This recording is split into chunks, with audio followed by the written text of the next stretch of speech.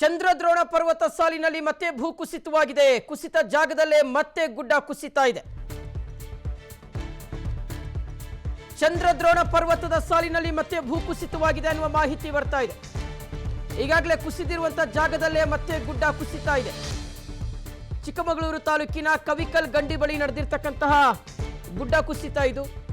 ತಡೆಗೋಡೆ ನಿರ್ಮಾಣದ ವೇಳೆ ಏಕಾಏಕಿಯಾಗಿ ಗುಡ್ಡ ಕುಸಿತವಾಗ್ತಾ ಇದೆ. ಜೆಸಿಬಿ ಮೂಲಕ ಮಣ್ಣನ್ನು ತೆಗೆದಂತೆ ಮಣ್ಣು ಸಡಿಲಗೊಂಡು ಕುಸಿತಾ ಇದೆ. ಸುಮಾರು 30 ಅಡಿಯಿಂದ ಗುಡ್ಡ ಜಾರಿ ಬೀಳ್ತಾ ಇದೆ. ಅದಕ್ಕೆ ಹೇಳೋದು ಅತಿಯಾದಂಥ ಅಭಿವೃದ್ಧಿ ಕಾರ್ಯಗಳು ಮಾಡಬೇಡಿ ಈ ಸ್ಥಳದಲ್ಲಿ ಅಂತ. ವೀಕ್ಷಕರು, ಇನ್ನು ಗುಡ್ಡ ಕುಸಿತದ ಸ್ಥಳದಿಂದ ನಮ್ಮ ಪ್ರತಿನಿಧಿ ಪ್ರವೀಣ್ ಕುಮಾರ್ ಪ್ರತ್ಯಕ್ಷ ವರದಿ ಕೊಟ್ಟಿದ್ದಾರೆ, ನೋಡ್ಕೊಂಡ್ಬರೋಣ.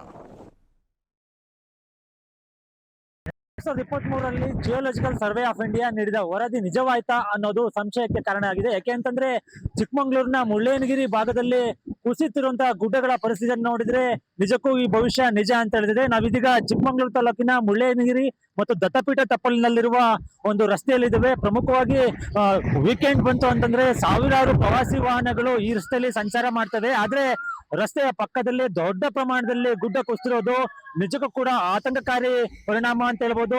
ಜಿಲ್ಲಾಡಳಿತ ಮುನ್ನೆಚ್ಚರಿಕೆ ಕ್ರಮವಾಗಿ ಪ್ರವಾಸಿಗರನ್ನ ತಡೆ ನೀಡಬಹುದಾಯಿತು. ಯಾಕೆಂತಂದ್ರೆ ಜೆಸಿಬಿಯಿಂದ ಮಣ್ಣು ಬಗೆದಷ್ಟು ಮತ್ತೆ ಮತ್ತೆ ಕುಸಿತ ಇರೋದು ಎಲ್ಲೋ ಒಂದ್ ಕಡೆ ಆತಂಕ ಕಾರಣ ಆಗಿದೆ.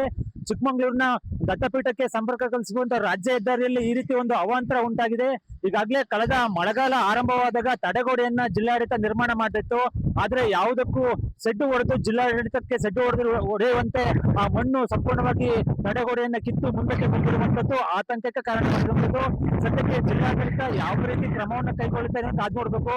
ಇದೇ ರೀತಿ ಚಿಕ್ಕಮಗಳೂರಿಗೆ ಹೋಗುವಂತ ಮಾರ್ಗದಲ್ಲಿ ಅಲ್ಲಲ್ಲಿ ಗುಡ್ಡ ಕುಸಿತಿರುವಂತದ್ದು ಪ್ರವಾಸಿಗರಿಗೆ ನಿಜಕ್ಕೂ ಎಚ್ಚರಿಕೆ ಗಂಟೆ ಅಂತ ಹೇಳ್ಬೋದು. ಜಿಲ್ಲಾಡಳಿತ ಇನ್ನಾದ್ರೂ ಕೂಡ ಎಚ್ಚೆತ್ತು ಮುಂದೆ ಆಗಬಹುದಾದಂತಹ ಅನಾಹುತವನ್ನ ತಪ್ಪಿಸುತ್ತಾ ಅನ್ನೋದನ್ನ ಕಾದು ನೋಡ್ಬೇಕಾಗಿದೆ. ಪ್ರವೀಣ್ ಕುಮಾರ್, BNS ವಿಸ್ತಾರ ನ್ಯೂಸ್, ಚಿಕ್ಕಮಗಳೂರು.